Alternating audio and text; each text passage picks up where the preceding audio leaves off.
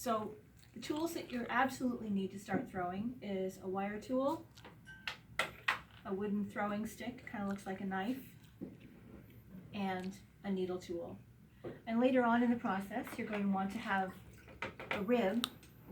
You can have a wooden D-rib, or a flexible rubber rib, or a flexible metal rib. And to get started, you want to prepare your clay by wedging it so there's no air bubbles in it. And this is about a pound, pound and a half of clay. You find the kind of clay that you like and you weigh it up and make sure that all your balls are the same size.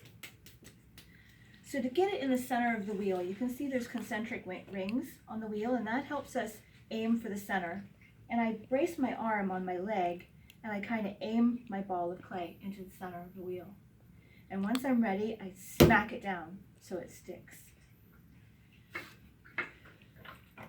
I forgot a sponge. Jenny, can you throw me a sponge, please? Very casual. Yes, you also need a sponge to throw. So I'm going to start the wheel going fairly quickly, not as fast as it can go, but about halfway between stop and full speed. I want to be going pretty quickly. I'm going to add a little bit of water, not too much. I'm going to press the ball of clay down with both my hands, and then keeping it wet, I'm going to seal the clay to the wheel head. If I don't do that, it can slide off. And that's step 1. Step 2 is coning up the clay. Whenever I'm pressing on the clay, I want to have my arms braced on my legs, or some people find it more comfortable to brace their arms into their rib cage. I'm going to keep the clay wet. If it's not shiny, it's not wet enough. If you feel a drag on your hands, if you start to feel friction, it's not wet enough.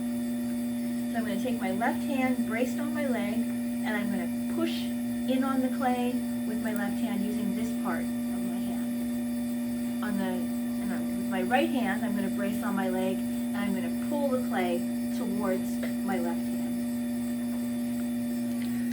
And then as I'm doing that, I'm going to slide my hands up the clay, and that makes a cone. It's like an upside down ice cream cone. And that's step 2. I'm going to do this more than once to make sure that my clay is centered. So I'm going to cone it up, push it down, and cone it up.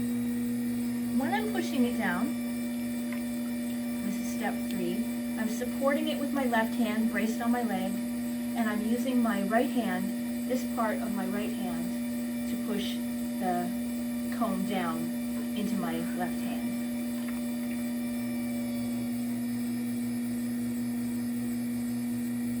And that gives me a nice rounded ball of clay that kind of looks like how it did when I started.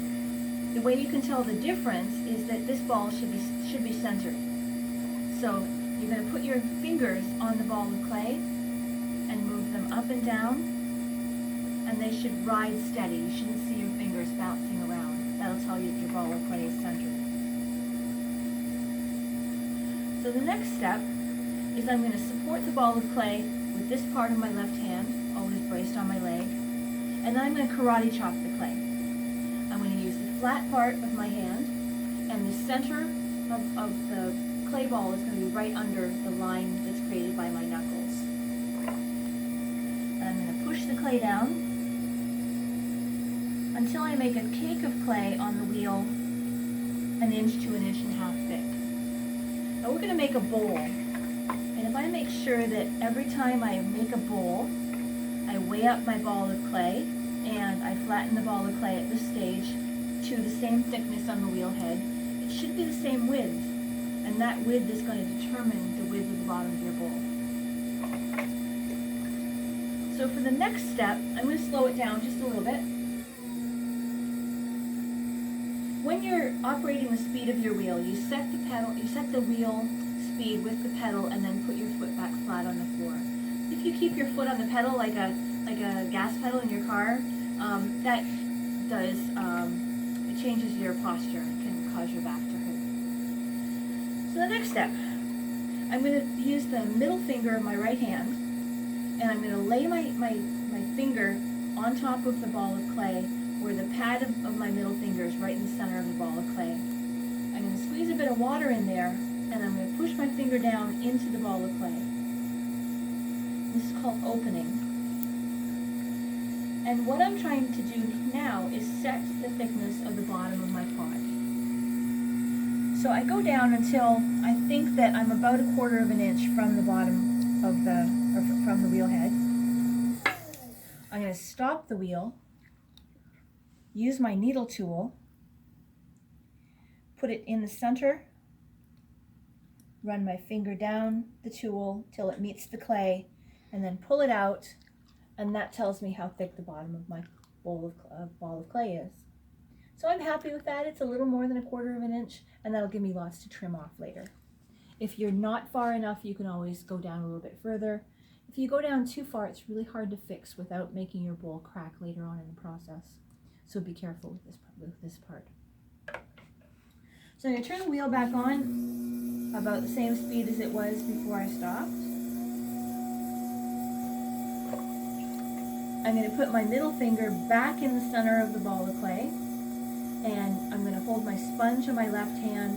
I'm going to press on my middle finger, but instead of going downwards, I'm going to pull my fingers out and up, and this is going to give a curve to the bottom of your bowl. Pulling out and up, and when I'm doing this, I'm watching the edge of the ball of clay. So you might want to get your camera down here to look at the profile.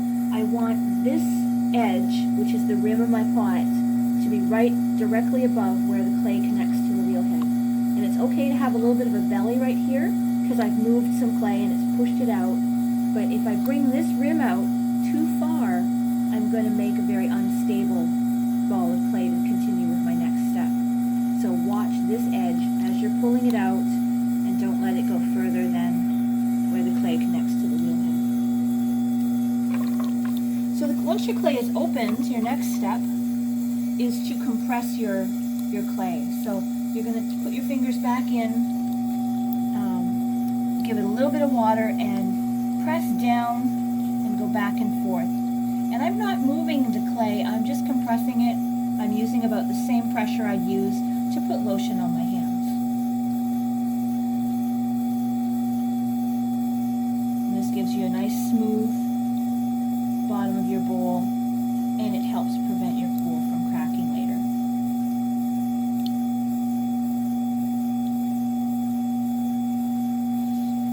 So for my next step, I'm going to start bringing the clay up into the walls of my bowl. And how I do that, or how I start doing that, is I do a push-pull.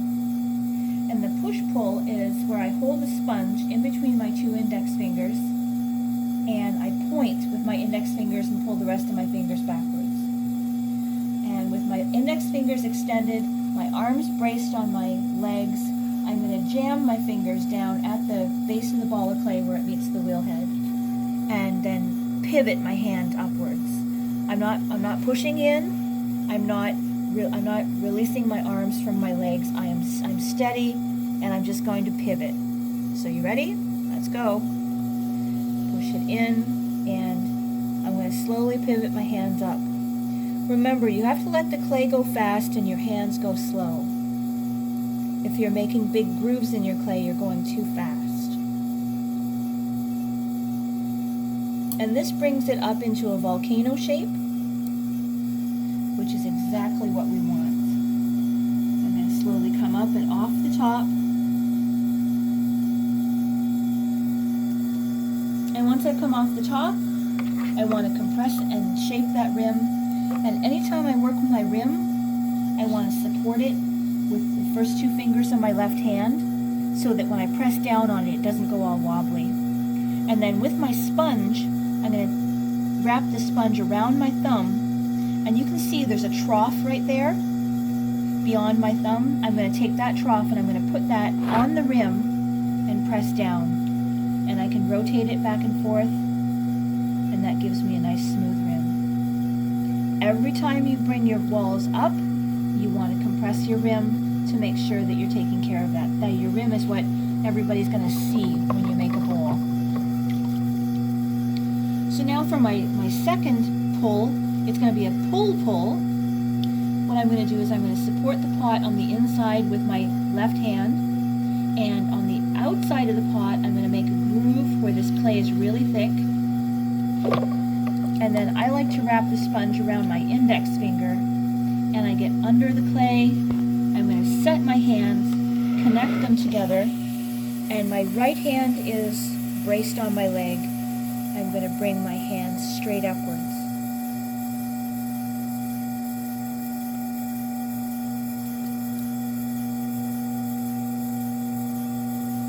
I'm going to support the rim. I'm going to compress it.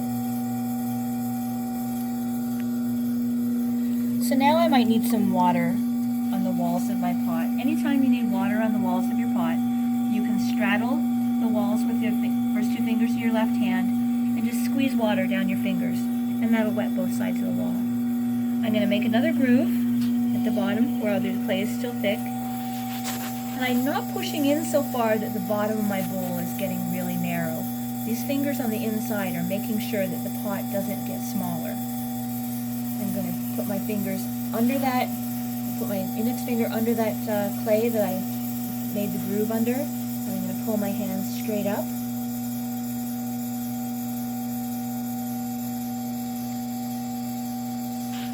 Doesn't look much like a bowl yet, does it? I'm going to compress the rim.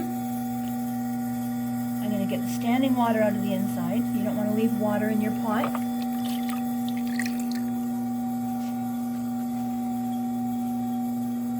So here's where I want to check if I'm doing a good job with my pulls. So I'm going to wet my walls just a little bit, and I'm going to feel. And I'm going to feel if I have any thick areas or any thin areas. And I'm pretty happy with that. You want your walls to be even all the way down. So now I'm going to do my shaping pulls, and this is where it's going to start looking like a bowl. I'm going to wet the walls of my pot. I'm going to give just a little bit of groove down here because I have a bit more clay that I can move, but not very much. I'm going to set my finger in the groove, and instead of pulling straight up, I'm going to pull towards my right ear. And watch the pot turn into a bowl. I'm going to compress my rim, get the water out of the center. Now that looks like a pretty good bowl. It's nice and even, but I can make it just a little bit bigger so it'll hold more ice cream. I'm a big ice cream fan. So what I'm going to do is I'm going to belly out the bowl. So I'm going to wet my walls again. I'm going to put my fingers down at the base of the pot, and I'm going to form the bowl outwards, making just a little bit more of a belly. And this is just stretching the pot. I'm not moving a lot of clay. You see how that changed the shape? More pleasing. I'm going to compress my rim, get the water out of the center. I want to make sure that my rim is nice and smooth and round. I can take and I can flare my rim a little bit if I want to. And once I'm happy with the shape of my bowl, the very last thing I want to do before I cut it off the wheel is I want to do a wet trim. The next step we have to do after the bowl is made is we have to flip it over when it's dry a little bit and trim the bottom. So if I get rid of some of this clay, it'll make it so much easier for the next step. So I'm going to take my wooden trim tool with the bevel facing the pot, and I'm going to hold it firmly in my right hand. I've got my right arm braced on my leg, and I'm going to put the bevel against the pot about halfway down. My right hand, the tips of my fingers are going to support the pot on the inside, and notice my hands are connected together. Whenever you touch your pot with both your hands, make sure they're connected together so they operate like one tool. I'm going to take that wooden tool and point the tip down to the bottom of the bowl, and I'm going to let it dig into that extra clay all the way down until it touches the wheel. You have to hold your tool firmly, or the clay will pull it out of your hands. So then I'm going to take my tool and I'm going to use it flat and cut under that extra clay, being careful not to push in too far or I can stick the clay back to the wall of my pot. I'm going to stop the wheel. Now if I'm lucky, I can cut this off and peel it. If I'm not lucky, I have to scrape it. But look, there it peels off.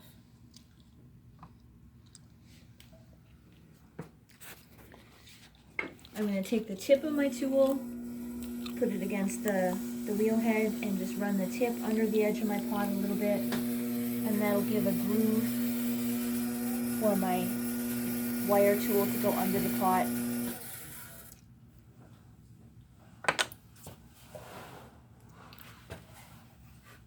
And then using your wire tool, you want to keep it nice and tight. You can wrap it around your fingers like you were going to floss your teeth.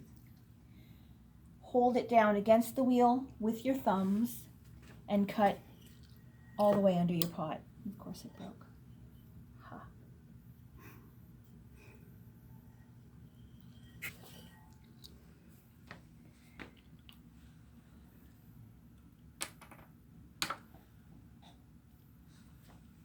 To get the pot off the wheel, the easiest way is to take your first two fingers of both your hands and lay them down on the wheel and slide them towards the pot, and then lift up by one side first. And then you can take and put your pot over on a wear board.